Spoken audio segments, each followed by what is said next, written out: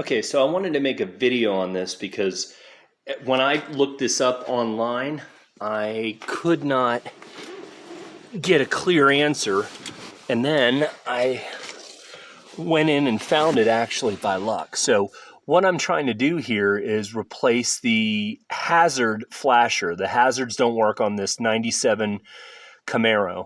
And the turn signal flasher is right here and is mounted behind here on a clip. So you couldn't see it, but it pulls out and then it looks like this silver piece.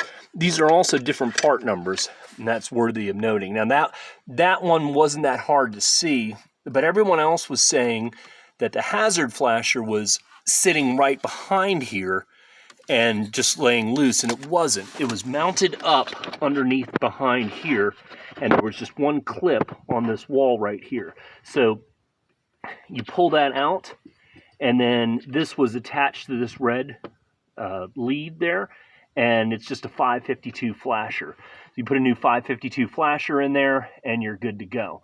To take this panel off, you've got two Phillips head screws at the top and two 7mm bolts at the bottom here, here and here. So I hope that helps.